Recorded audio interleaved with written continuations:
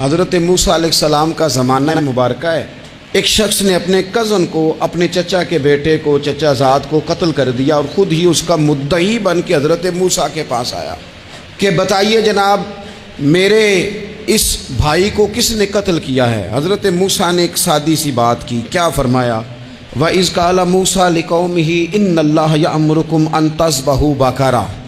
حضرت موسیٰ علیہ السلام نے اپنی قوم سے کہا کہ اللہ تمہیں حکم دیتا ہے کہ ایک گائے ذبح کرو، گائے کا کچھ حصہ مقتول کو مارو، وہ خود اٹھ کے بتا دے گا مجھے کس نے قتل کیا ہے۔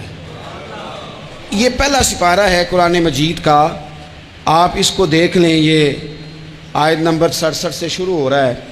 تو اب وہ چونکہ ذبح کرنا نہیں چاہ رہا تھا، اس کو پتا تھا کہ مجرم تو میں خود ہوں، وہ ذبح چونکہ کرنا نہیں چاہ رہا تھا تو اس سے کہا کہ مارو ایک حصہ گائے کا، اس کو تو یہ اٹھ کے بتا دے گا۔ تو اس نے جواب کیا دیا؟ قالوا اتتخذون ہزوا، یعنی لگا آپ میرے ساتھ مذاق کرتے ہیں، کبھی ایسا بھی ہوا ہے؟ قال اعوذ باللہ ان اکون من الجاہلین، حضرت موسیٰ علیہ السلام فرمانے لگے میں اللہ کی پناہ مانگتا ہوں میں جاہلوں میں سے ہو جاؤں۔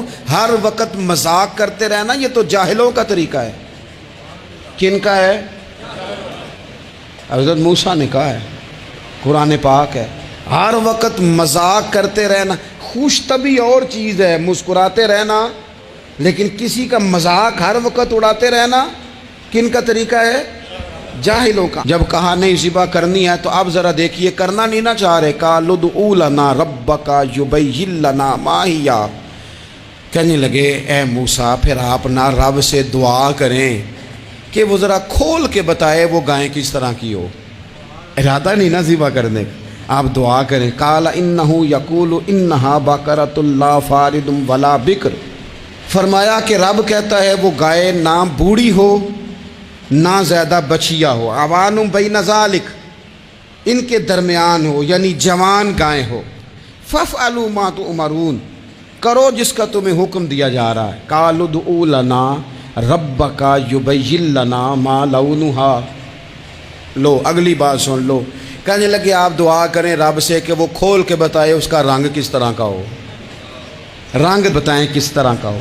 قال انہ یقول انہا بقرۃ صفراء، فرمایا رب فرماتا ہے کہ صفراء رنگ کی ہو، یعنی گہرے زرد رنگ کی ہو۔ کہ رب فرماتا ہے اس طرح کی گائے ذبح کرو۔ فاقع لونھا تسر الناظرین، اور جب کوئی اسے دیکھے تو اسے اچھا بھی لگے، آنکھوں کو اچھی لگے وہ گائے، اس طرح کی گائیں ذبح کرو۔ لو اتنی باتیں بتا دی۔ قالوا ادع لنا ربک یبین لنا ما ہی، کہنے لگے نہیں آپ پھر دعا کریں اللہ ذرا کھول کے بتائے گائیں کس طرح کی ہو۔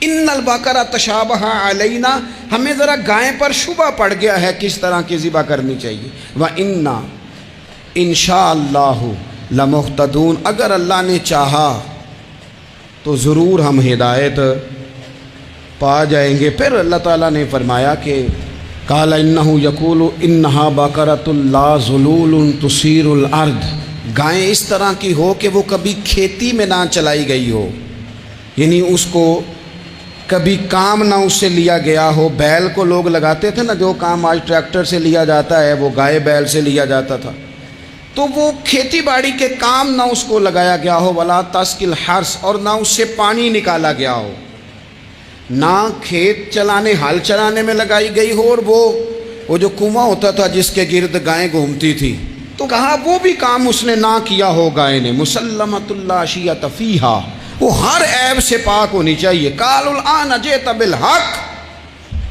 اب کہنے لگے اب آپ صحیح بات لے کے آئیں، اب سوال ختم ہو گئے نا، کہنے لگے اب آپ بات فذبحوہا، انہوں نے ذبح کر دی۔ وما کادوا یفعلون، پر ایسا کرتے نظر آتے، لگتا نہیں تھا کریں گے ذبح پر ذبح۔ اچھا یہ گائیں پھر ملی کیسے؟ امام خازن کہتے ہیں کہ ایک نیک آدمی تھا، تو اس کا آخری وقت آ گیا تو اس کے پاس جو کل جمع پونجی تھی وہ ایک بچیا تھی، گائیں کی بچی، بچیا ویڑی، اس کے پاس وہ ایک بچیا تھی صرف۔ تو اس نے اس طرح کیا کہ اس کی گردن پر ایک مہر لگائی، اللہ کے نام پر بطور امانت اس نے اس کو جنگل میں چھوڑا، کہا یا اللہ میرا بیٹا ایک ہی ہے وہ بھی چھوٹا ہے، اس کی حفاظت کرنا اور میرے بیٹے کو پہنچا دینا۔ بچہ بالغ ہو گیا، اس کی ماں نے کہا بیٹا جو امانتیں رب کے پاس رکھوائی جائیں نا ان میں خیانتیں نہیں ہوا کرتی، جا کے جنگل میں آواز دے تیری گائے واپس آ جائے گی۔ اس نے جا کے جنگل میں آواز دی کہ وہ جو میرے باپ نے امانت رکھوائی تھی وہ کدھر ہے؟ وہ نشان لگی ہوئی گائیں دوڑتی ہوئی اس کے پاس آئی۔ واللہ خیر الرازقین، جب رب بندوبست کرے، جب اللہ بندوبست کرے تو پھر معاملہ اور ہوتا ہے۔ وہ گائے آ گئی۔ اب اس نے کیا کیا اس نوجوان نے کہ وہ گائے گھر لایا، ماں سے آ کے کہا کہ اماں یہ تو اللہ نے فضل کر دیا۔ ماں کہنے لگی پتر حالات ہمارے خراب ہیں، منڈی میں لے جا اسے بیچ دے، لیکن سودا میری مرضی کے بغیر طے نہ کرنا۔ کس کی مرضی کے بغیر؟ کس کی؟ اماں کی مرضی۔ اور سنو یار، تھے کچھ لوگ جن کو لوگوں نے تانے بھی دیے کہ تم ماں کے پیچھے لگ گیا ہے، لوگوں نے بڑا کچھ کہا، پر جو ماں کی مرضی پہ لگیں ناکام نہیں ہوتے زندگی میں۔ یہ دیکھو ماں کی مرضی پہ لگا۔ اس کی قیمت کتنی تھی گائے کی؟ بڑی مہنگی تھی، پر 3 دینار کی تھی۔ منڈی میں لے گیا، 3 دینار اس کی قیمت لگ گئی۔ تو ماں نے کہا تھا میری مرضی کے بغیر سودا نہ کرنا۔ اب بچے تو نہیں نا مانتے، اماں کو کیا پتا باہر بزنس کیا ہے، لین دین کیا ہے، پر ماں نے کہا تھا میری مرضی۔ بندہ دے رہا ہے اسے 3 دینار، اس نے کہا جی میں نے طے تب کرنا ہے، ڈن تب کرنا ہے، پہلے اماں سے پوچھنا ہے۔ گھر جا کے اماں سے پوچھا، اماں کہنے لگی دے دے۔ واپس آیا تو اس نے کہا کہ میں 6 دینار دیتا ہوں پر میری شرط ہے، ماں سے نہیں پوچھنا۔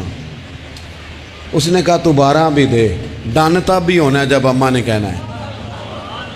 وہ جب اس طرح کی اس نے گفتگو کی، واپس اپنی والدہ کے پاس گئے، کہنے لگے اماں سمجھ نہیں آتی، 3 دینار کی گائیں بندہ 12 میں خریدنے کو تیار ہے، شرط لگاتا ہے کہ اماں سے نہیں پوچھنا۔ تو والدہ کہنے لگی پتر پہلے اس سے جا کے پوچھ کیا وہ ہے کون؟ یہ کوئی روحانی معاملہ ہے، کوئی غیبی مدد ہے، پوچھ۔ اس سے جا کے پوچھا تو وہ کہنے لگا میں تو فرشتہ ہوں اللہ کا، تو نے گائیں بیچنی نہیں، اس لیے کہ تیرا باپ بھی نیک ہے، تیری ماں بھی نیک ہے، رب تیرے رزق میں برکت پیدا فرمانا چاہتا ہے۔ ماں باپ نیک ہونا رزق میں برکت ہو جاتی ہے۔ ماں باپ نیک ہوں، ان کی صالحیت کا اثر پہنچتا ہے بچوں تک۔ رزق حلال کما کے لانے والے ہوں تو گھر میں برکت ہوتی ہے۔ جا کے کہا کہ تیرے ماں باپ نیک تھے، اسے نہ بیچنا گائے کو، تو کیا کریں؟ کہنے لگے بنی اسرائیل والے سوال کر کر کے خود مشکل میں آ گئے۔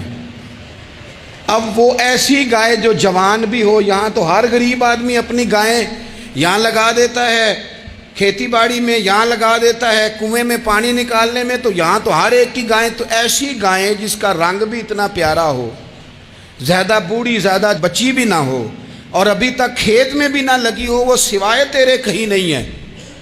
اس نے کہا چل پھر مہربانی کر بتا میں کتنے کو دوں گائیں، اگر وہ آ جائیں تو کتنے کو بیچنی ہے؟